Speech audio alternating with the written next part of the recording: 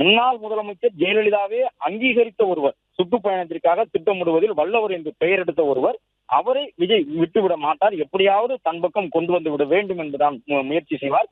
எனவேதான் தமிழக வெற்றி கழகம் தொடர்ந்து செங்கோட்டையனுக்கு தூது விடுவதாக பார்க்கப்படுகின்றது.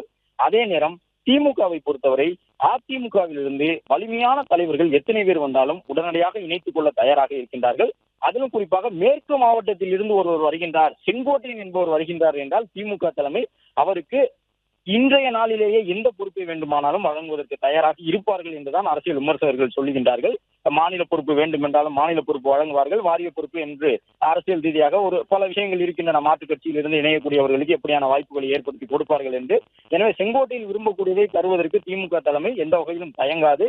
அதன் காரணமாகத்தான் சேகர் பாபுவை இந்த விஷயத்தில் பயன்படுத்துகின்றார்கள். செங்கோட்டையனுடைய பகுதியை சார்ந்த திமுகவில் வலிமையாக இருக்கக்கூடிய நிர்வாகிகளை கூட பயன்படுத்தாமல் சேகர் பாபுவை இதில் களம் இறக்கி இருக்க திமுக தலைமை திட்டமிட்டதற்கான காரணம் அதுவாகத்தான் இருக்கும் என்று சொல்லியிருக்கின்றார்கள். சேகர் பாபுவும் கடந்த காலங்களில் அதிமுகவில் இருந்து வந்தவர், செங்கோட்டையனோடு நெருக்கமாக இருக்கக்கூடியவர், அரசியல் கட்சி வேறுபாடுகளுக்கு அப்பாற்பட்டு என்று பார்க்கக்கூடிய சூழ்நிலையில் சேகர் பாபு இந்த முயற்சியை மேற்கொண்டிருக்கின்றார். கிட்டத்தட்ட அரை மணி நேரம் பேசி முடித்திருக்கின்றார். பிளே ஸ்டோர் மற்றும் ஆப் ஸ்டோரில் இருந்து பாலிமர் செயலியை QR கோடு மூலம் பதிவிறக்கம் செய்யுங்கள். செய்திகளை உடனுக்குடன் பெறுங்கள்.